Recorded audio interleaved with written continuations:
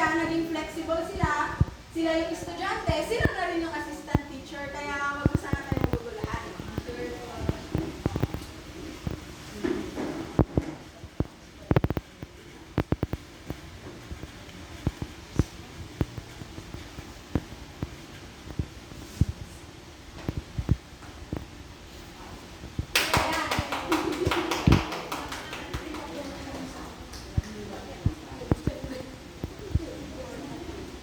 Ayan, good morning children! Good morning, ma'am. Ayan, ako nga pala si Ate Tansy. Ulitin nga ang pangalan ko. Ate Tansy, ayan. Narito tayo ngayon sa Vacation Bible School. Ayan, kapag sinabi kong Vacation Bible School, ang sasabihin nyo, be brave. Practicein natin ha? Ready? 1, 2, 3, go! Vacation Bible School. Be brave! Ayan, palakpakan natin si Lord. Kumusta kayong mga ating? Taga saan si si Ate? Ano pangalan mo? Marie Chris. Taga saan si Ate Marie Chris? Taga Jones. Si Ate Ganda. Taga Jones din. Si Ate? Ay, Villa Carmen. Ang layo. Palakpakan natin si Ate. Ay, very good.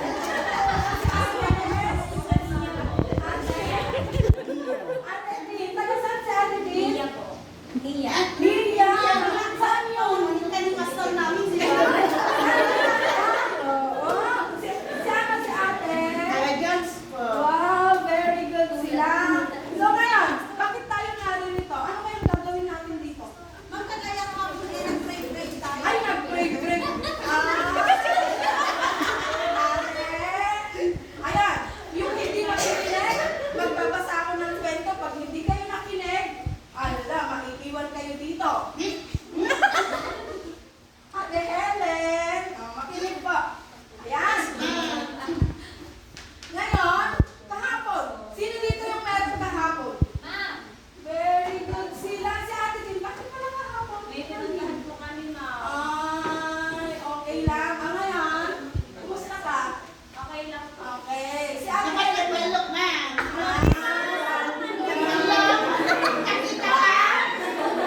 ayan.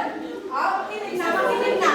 Yung makikinig dito, mamaya, bibigyan ko ng candy. Sino dito may gusto ng candy? Habang nagsasalita si teacher, walang maingay ha, walang galaw ng galaw, walang kakalabig sa... Mamaya, kapag nakinig ka, bibigyan kita ng 5 candy. Okay ba yan? Okay ba yan, Ate Helen? Yun. Ayan. Ngayon, ang pag-aaralan natin, meron ditong kwento. Ayan. Sige, dito ka Ate Helen sa tabi ko para kapag malikot ka, bayad lang kita ha. Ayan. Ayan. Sino dito ang pumapasok sa school? Oy, very good. Ikaw, Ate. Nag-i-school ikaw? Ay, very good daw to sa ito. Sabi naman yan. Ay, absent. Hindi, papasok na siya. Ayan. Sino lang nag-try na, lahat kayo nag-i-school, di ba? Pinagre-recite ba kayo ni teacher? Yes, ma'am. Wow, nagre-recite kayo kapag tinatawag kayo ni teacher? Ha? Kapag tinatawag niya kayo, nagre-recite ba kayo? Nagre-recite kayo?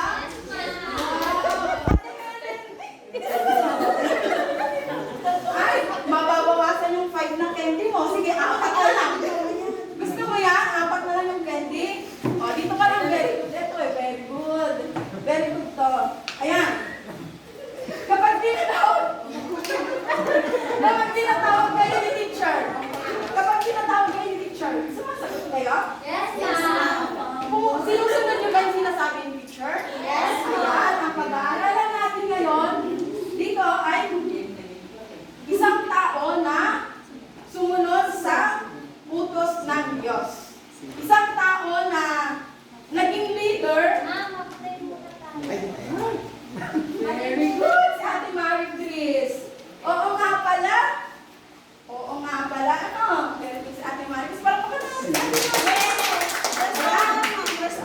first honor, ayan, bago ko ikukwento yung taong yon, si Ate Richelle. Pwede, Ate Richelle na mag-pray, opening prayer. Ay, si Ate Sin na lang. Mali ka na, very good si Ate Sin. Siya na lang. Closing si Ate Richelle. O, tandaan nyo ha, si Ate Sin. Ay, si Ate Richelle ang closing. O, Tayo lahat tayo tumayo. tandaan. Let's hold our hands. Bow our heads. Close our eyes. And pray to God. Panginoon, maraming salamat po sa araw na ito. Ikaw unawa, umabay sa amin, sa aming Bible study ngayong umaga. Gabayan mo po ang aming guro na magtuturo sa amin. Patawarin mo po kami sa aming mga kasalanan. Ikaw ang aming panalangin sa pangalan ni Jesus. Amen. Amen! Yay! Kapag sinabi kong, upo na mga bata, dito ka ate. Dito ka. Dito. Kapag sinabi kong, palakpakan natin ang Panginoon, ganito ka. Taas. Ayan. Yung isang tao na sinasabi ko kanina, ang pangalan niya ay Moises. Kayo nga? Moises. Ayan, may kwento dito. Yung kapitay namin Moises. Ay, Moises yung pangalan. Nagtitinda ng ice cream. Ay, nagtitinda ng ice cream. Oy. Sige, makinig ha. Yung makikinig dito at magtatanong ako mamaya. Bibigyan natin ng ice cream ni Moises. Ayan. Ito na yung kwento. Makinig. Ate Helen, ano? Okay, ito favorite ako. Favorite. Ayan. Isang araw, binabantayan ni Moises ang mga hayop ng biyanan niyang si Jethro. Sino yung nagbabantay ng mga hayop? Si Moises. Anong pangalan ng biyanan niya? Jethro. Oh, very biyanan. Katugang. Bas. Gawin na ay katugangan. Oh, very good. Anong pangalan ng nagbabantay ng hayop? Si Moises. Anong pangalan ng biyanan niya? Jethro. Very good sila. Dinala ni Moises ang mga hayop sa bundok ng Diyos. Saan niya dinala yung mga hayop? Very good sila. Ayan. Nagpakita doon ang anghel ng Panginoon sa pamamagitan ng naglalagablag na apoy. Ano yung nagpakita sa kanila? Anghel ng Diyos. Diyos! Nandun kami kapitbahay na. Ayan, ano yung nagpakita sa kanila? Anghel ng Diyos, Panginoon. Sa pamamagitan ng sa pamamagitan Yung amoy ng ng impyerno. ayun lang. Ang sabi dito sa pamamagitan ng naglalagablag na apoy, hindi impyerno yun ha. Tandaan mo, hindi yun impyerno. Ayan. Nagpakita ang anghel ng Panginoon sa pamamagitan ng ano yun Ate Helen? Makinig ka lang. Magigising yan mamaya mo pag-recess time. Ulitin ko ha. Nagpakita ang anghel ng Panginoon sa pamamagitan ng mamaya. 5 candy yun. Pag hindi ka nakinig, 4, 3 hanggang wala. Kaya makikinig ka ha. Ayan, nagpakita ang anghel ng Panginoon sa pamamagitan ng naglalagablag na apoy. Ayan, very good. Nakita ni Moises ang punong kahoy, pero hindi ito nasusunog. Di ba? May naglalagablag daw na apoy, pero hindi nasusunog. Nakakita na kayo ng gano'n? Parang magic, ma'am. Parang magic. Ayan, nang makita ng Panginoon na papalapit si Moises para tumingin, tinawag siya ng Diyos. Sabi niya, Moises, Moises. Sabi naman ni Moises, narito ako. Di ba? Nung tinawag si Moises, ano siya? Ay, mamaya ipapahiram ko to sa'yo pag nakinig ka ha.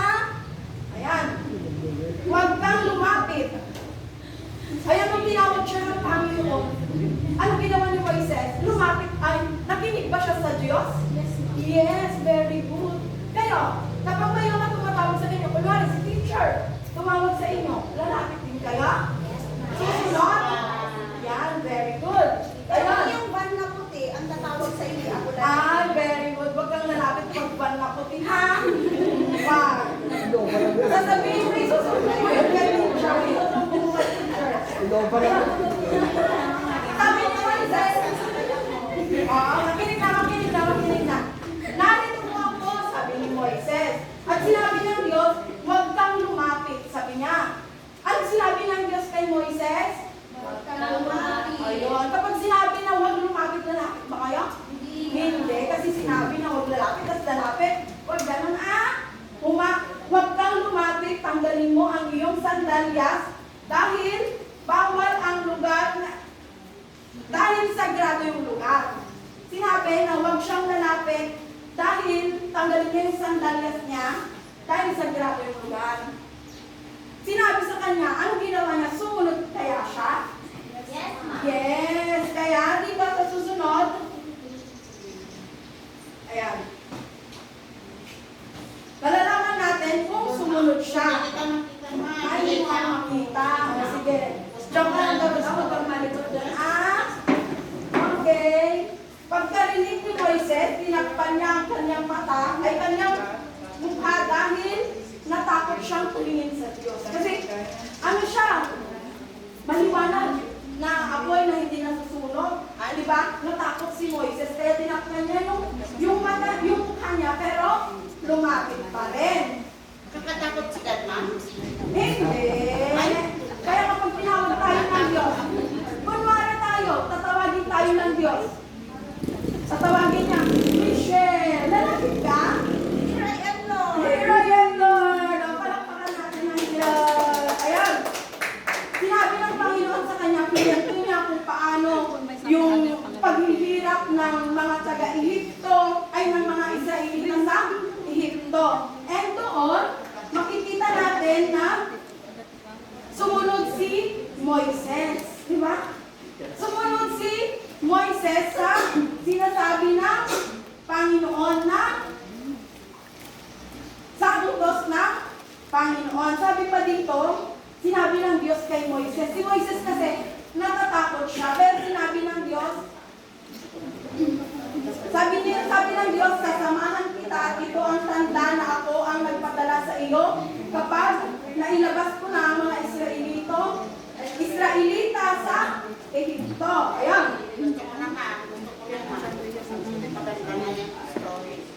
Sinabi rin ng Diyos kay Moises. Si Moises kasi nag-aalangan. Sinabi rin ng... maganda yung story. Nakikinig si Ate Helen, huwag kayong malikot. Ayun, sinabi ng Diyos sa kanya, ako nga ang Diyos na ganoon rin. Ito ang isagot mo sa kanila. Sinabi sa kanya na sasamahan siya ni Lord. Sasamahan siya ni Lord sa lahat ng kanilang gagawin. Ayun, may natututunan ba tayo sa kwento? May natututunan Yes, tayo? ma'am. Yes, ma'am. Ayun. Kaya hindi na ako malikod, ma'am. Natatakot ako na kay Lord. Ma'am, paano hindi nakinig si Moises? Ano mangyayari sa kanya, ma'am? Ayun nga, utos nga yun ng Panginoon. Sinabi niya na, utos na ng Panginoon, ililigtas niya yung mga Israelita sa Ehipto. And doon, makikita natin kung gaano sumunod si Moises. Siguro, kung hindi sumunod si Moises sa Diyos, di hanggang ngayon, yung mga Israelita, pinahihirapan pa rin, di ba? Di ba ayaw natin yung gano'n, yung may nahihirapan? Yes, ma'am. Okay. Maglaro na tayo, ma'am. Gusto mo nang maglaro? Yes, ma'am. May natutunan kayo sa kwento? Yes, ma'am. Yes. Ayan. Wait lang ha.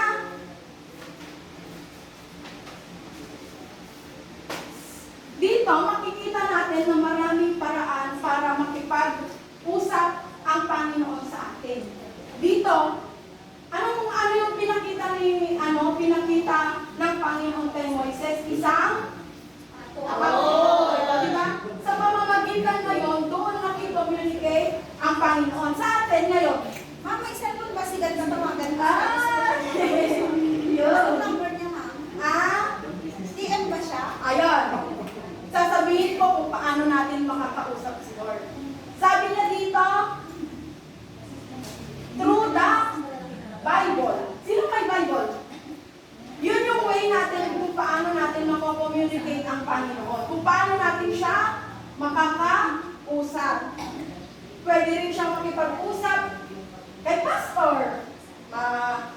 Ilalili niya sa'yo yung mensahe. Ayan. Wala kaming pastor. Wala kayong pastor. Ayan. amin may pastor. Oh. Ang apelyido ng pastor.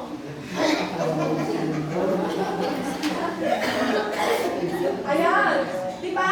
Maraming paraan para maki-communicate ang Panginoon sa atin.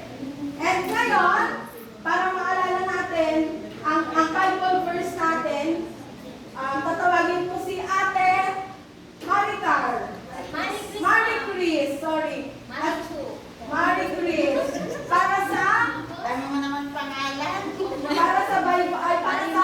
Bible verse natin. O sige na Ate Marie Chris. Makinig, sunod sa kanya. Tayo. Tayo. Ganito yun, yung Bible verse natin ganito. I-action natin. Pero, i-memorize muna natin.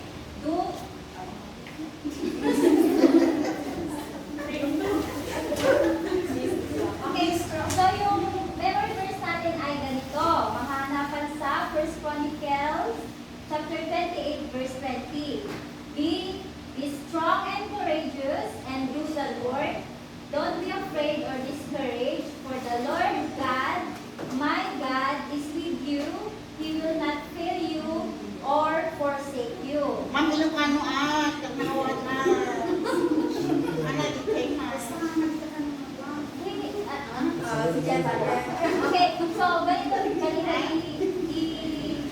i-act natin. So be strong and be strong and courageous and do the work. Okay,